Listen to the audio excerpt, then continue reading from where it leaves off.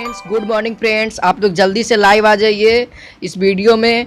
तो आपको रक्षाबंधन की हार्दिक हार्दिक शुभकामनाएं टोटल लर्निंग की तरफ से। आपको बहुत ही बधाइयाँ हो। तो हम इस वीडियो में किस चीज़ के बारे में बात करने वाले हैं, इस वीडियो हम लोग सेकेंड टेस्ट का रिव्यू के बारे में बात करने वाले हैं। ठीक है, कि कितने क्वेश्चंस, कौन से क्वेश्चन का आंसर क्या होगा। ठीक है, तो और इस वीडियो में हम लोग टॉपर्स के बारे में भी जानने वाले हैं कि टॉपर्स कौन है। ठीक है, टॉपर्स कौन है इस सेकंड टेस्ट का। ठीक है, उनका भी नाम पुकारा जाएगा। ठीक है, बताया जाएगा कि कौन टॉपर है और कितने अंक लाए हैं। और प्रत्येक क्वेश्चन हमारे टेस्ट का, एक क्वेश्चन का 5 नंबर था। आप लोग को पता होना चाहिए, मैंने बता दिया था टेस्ट में कि एक क्वेश्चन 5 नंबर का है। चलिए, और ये वीडियो पैरामेडिकल, पॉलिटेक्निक, ITI के तीनों के छात्र देख सकते हैं और टेस्ट को भी दे सकते हैं। प्रत्येक संडे को टेस्ट होता है हमारे यहाँ। ठीक है, लाइव प्रत्येक संडे को होता है। ठीक है, प्रत्येक संडे को आप लोग दे सकते हैं टेस्ट, तीनों के छात्र। कोई दिक्कत वाली बात नहीं है, फ्री में, वो भी फ्री में मैं टेस्ट लेता हूँ। ठीक है, कोई पेड पैसा वैसा नहीं लगता है हमारे यहाँ। हमारा काम है केवल बच्चों को पढ़ाने में उत्साह जगाना। और आप लोगों से केवल एक आग्रह है कि आप लोग जितने ज़्यादा फ्रेंड्स को यहाँ पे लाइए, ज़्यादा कंपटीशन होगा तो आप लोग अच्छे से पढ़ पाइएगा, जिसके कारण यहाँ पे आपका भी नाम पुकारा जाएगा, बताया जाएगा कि ये हमारे टॉपर हैं इस टेस्ट के। तो आप लोग मेहनत करिएगा। तो मेरा आप लोगों से यही आग्रह रहेगा कि आप लोग जितना ज़्यादा से ज़्यादा बच्चे को टेस्ट में जोड़े। और चैनल को अगर सब्सक्राइब नहीं किए, नए हैं तो चैनल को सब्सक्राइब करके बेल आइकन दबा दे, ताकि जब भी अपलोड करूं वीडियो तो आपको नोटिफिकेशन मिल जाए। तो चलिए जल्दी से वीडियो को स्टार्ट करते हैं। उसके बाद हम लोग टॉपर्स का नाम जानेंगे कि वो टॉपर्स कौन कौन है। केवल इसमें 2 टॉपर्स होंगे, फर्स्ट और सेकंड। यही 2 स्थान पे आप लोगों का नाम आना चाहिए, केवल 2 स्थान पे। ठीक है, तो आप लोग प्रैक्टिस करिए कि हम लोग में से सभी का नाम आने की कोशिश करें फर्स्ट और सेकंड पे। चलिए क्वेश्चन, जीके के क्वेश्चन से शुरू करते हैं। क्वेश्चन नंबर 1 क्या कहता है? क्वेश्चन नंबर 1 कहता है भारत में मूर्ति पूजा आरंभ कब से हुआ था? तो भारत में मूर्ति पूजा का आरंभ कब से हुआ था? बहुत स्टूडेंट को मैंने देखा वो वैदिक काल मान रहे थे। नहीं दोस्तों, लेकिन इसका वैदिक काल नहीं होगा। ठीक है, इसका काल होगा सिंधु सभ्यता काल से। कब से? सिंधु सभ्यता काल से। जो मोहनजोदारो जो है वो यहीं से मिला था, उसी समय से भारत में मूर्ति पूजा आरंभ हुई थी। ठीक है, तो इसका राइट आंसर क्या होगा? ऑप्शन नंबर ए नहीं होगा, ऑप्शन नंबर बी होगा। ठीक है, चलिए क्वेश्चन नंबर 2 की ओर बढ़ते हैं। क्वेश्चन नंबर 2 क्या कहता है? क्वेश्चन नंबर 2 कहता है मानव द्वारा उपयोग में लाई गई पहली फसल थी। तो मानव द्वारा उपयोग में लाई जाने वाली पहली फसल कौन थी? तो वो थी गेहूं। क्या था? गेहूं था। ठीक है, तो आप लोग राइट आंसर क्या हो जाएगा? 2 का सही answer option number A. Questions को आप लोग याद करते भी चलिएगा, जिसका नहीं पता था उसको आप लोग याद कर लीजिए। जैसे कि पहला का बहुत स्टूडेंट का गलती हो रहा था, तो आप लोग उसको याद कर लीजिए। ठीक है, चलिए क्वेश्चन नंबर 3 की ओर बढ़ते। क्वेश्चन नंबर 3 कहता है पंचतंत्र के रचयिता कौन है? तो पंचतंत्र के रचयिता कौन है? तो वो है विष्णुगुप्त। कौन है? विष्णुगुप्त है। यानी 3 का राइट आंसर क्या हो जाएगा? ऑप्शन नंबर डी हो जाएगा। चलिए क्वेश्चन नंबर 4 की ओर बढ़ते हैं। क्वेश्चन नंबर 4 क्या कहता है? तो क्वेश्चन नंबर 4 कहता है मुगल वंश के संस्थापक शासक कौन था? तो मुगल वंश का जो संस्थापक था, जो शासन किया था सर्वप्रथम, तो वो कौन था? तो वो था बाबर था। ठीक है, कौन था? मुगल वंश को स्थापित किसने किया था? तो बाबर ने किया था। यानी 4 का राइट आंसर क्या हो जाएगा? ऑप्शन नंबर बी हो जाएगा। चलिए क्वेश्चन नंबर 5 की ओर बढ़ते हैं। क्वेश्चन नंबर 5 क्या कहता है? बहुत ही इंपॉर्टेंट होने वाला ये क्वेश्चन, तो आप लोग इसको VVI कर सकते हैं। तो क्वेश्चन नंबर 5 क्या कहता है? ईस्ट इंडिया कंपनी की स्थापना कब हुई थी? तो ईस्ट इंडिया कंपनी की स्थापना कब हुई थी? तो वो हुआ था 1600 ईस्वी में। कब हुआ था? 1600 ईस्वी में हुआ था। यानी 5 का क्या हो जाएगा right answer? Option number B हो जाएगा। चलिए क्वेश्चन नंबर 6 की ओर बढ़ते हैं। चलिए क्वेश्चन नंबर 6 कहता है आज़ाद हिंद फौज की स्थापना कब हुई थी? तो आज़ाद हिंद फौज की स्थापना कब हुई थी? तो वो हुआ था 1943 ईस्वी में। कब हुआ था? 1943 ईस्वी में हुआ था।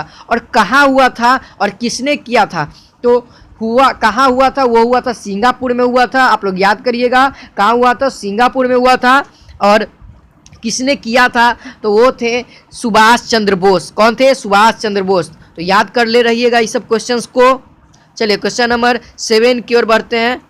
मेरे लैंग्वेज पे मत जाइएगा दोस्तों, मेरे ज्ञान पे जाइएगा। ठीक है, मेरे लैंग्वेज पे नहीं कुछ होता है, केवल किसी बंदे में ज्ञान है तो आप लोग उसको किसी भी तरह से अर्जित करिए। ठीक है, चलिए क्वेश्चन नंबर 7 की ओर बढ़ते। क्वेश्चन नंबर 7 करता है वायुमंडल में ऑक्सीजन की प्रतिशतता क्या है। तो वायुमंडल में ऑक्सीजन की प्रतिशतता कितनी होती है, तो वो होती है 20.92% होती है। कितना होती है, 20.92% होता है, यानी 7 का क्या हो जाएगा right answer, option number B हो जाएगा। ठीक है, तो आप लोग मिलाते चलिएगा। इस क्वेश्चन में भी बहुत लोगों का गलत हुआ था, तो आप लोग याद कर लीजिए इसको। चलिए क्वेश्चन नंबर 8 की ओर बढ़ते हैं।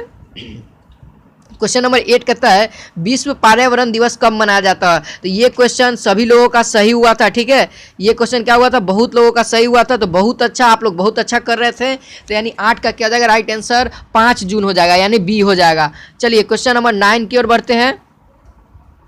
क्वेश्चन नंबर 9 क्या कहता है, क्वेश्चन नंबर 9 कहता है संस्थापक कौन है। सिख धर्म के संस्थापक कौन थे, तो सिख धर्म के संस्थापक गुरु नानक देव थे। कौन थे, गुरु नानक देव, यानी 9 का क्या हो जाएगा right answer, option number C, क्या हो जाएगा, ऑप्शन नंबर सी हो जाएगा। चलिए क्वेश्चन नंबर 10 की ओर बढ़ते हैं। क्वेश्चन नंबर 10 अब पीसीबी से आएंगे, यानी फिजिक्स केमिस्ट्री से आ रहे हैं, फिजिक्स केमिस्ट्री बायोलॉजी से। क्वेश्चन नंबर 10 कहता है किस रंग का प्रकीर्णन सबसे अधिक होगा। तो किस रंग का प्रकीर्णन सबसे अधिक होगा, तो वो है बैगनी। ठीक है, जिसका झुकाव ज़्यादा होगा उसका प्रकीर्णन सबसे अधिक होगा। जैसा कि आप लोग क्लास 12 में पढ़े होंगे, पिरामिड यानी श्वेत प्रकाश जब किसी प्रिज्म से गुजरता है तो वो 7 रंगों में विभक्त हो जाता है। तो सबसे निचला कौन सा होता है, बैगनी रहता है। इसका ट्रिक है बैजानी ह पिनाला, आप लोग पढ़े होंगे, नहीं पढ़े हैं तो जान जाइए। बैजानी ह पिनाला होता है, इसके शुरू वाले वर्ड से कलर का नाम है। ठीक है, चलिए क्वेश्चन नंबर 11 की ओर बढ़ते हैं। क्वेश्चन नंबर 11 क्या कहता है, क्वेश्चन नंबर 11 कहता है किसी पिंड का द्रव्यमान दुगना तथा वेग को आधा करने पर उसकी गतिज ऊर्जा होगी। तो उसकी गतिज ऊर्जा क्या हो जाएगी, आधी हो जाएगी। अब कैसे आधी हो जाएगी, तो आप लोग जानते हैं हाफ mv² क्या होता है, गतिज ऊर्जा होता है। ठीक है, ये गतिज ऊर्जा का सूत्र होता है। अब क्या कर रहा है, द्रव्यमान के जगह पे क्या कर रहा है, दुगना करने के लिए यानी 2m कर दिए। ठीक है, ये 2 से 2 क्या हो गया, खत्म हो गया। अब क्या कर रहा है, वेग को आधा कर देते हैं। तो वेग को आधा करेंगे तो स्क्वायर भी है, तो नीचे में 2 का स्क्वायर हो जाएगा, यानी 4 हो जाएगा। अब 4 होगा तो देखिए इसमें क्या चाहिए, इसको भी 2 चाहिए ना, हाफ चाहिए ना, तो ये अलग हो गया 2 और ये हो गया अलग। तो कितना गुना हो गया, इतना तो सूत्र हो गया हमारा, कितना, ये तो कैंसिल होकर खत्म हो गया। तो ये तो हमारा सूत्र हो गया गतिज ऊर्जा का, और ये आधा हो गया। तो कितना गुना हो गया, आधा गुना हो गया ना, आधा गुना।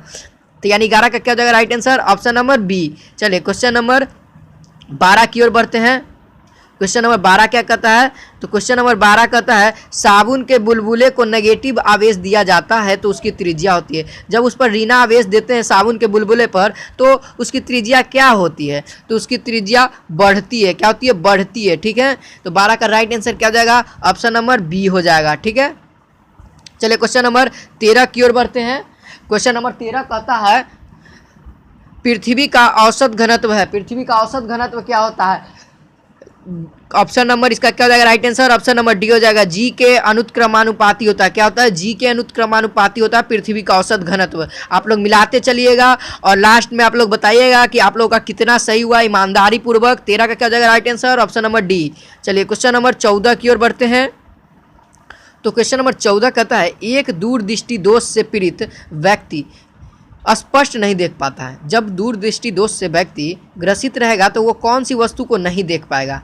तो इसका राइट आंसर क्या हो जाएगा, वो जिस व्यक्ति क्या होगा दूरदृष्टि दोष से ग्रसित है तो वो किस चीज़ की, तो वो निकट की नहीं देख पाएगा। जब दूरदृष्टि से ग्रसित है ना तो इसका उल्टा होता है हमेशा, क्या, इसका उल्टा होता है। ठीक है, तो क्या हो जाएगा right answer, option number A, निकट की वस्तु को नहीं देख पाएगा। चलिए क्वेश्चन नंबर 15 की ओर बढ़ते हैं।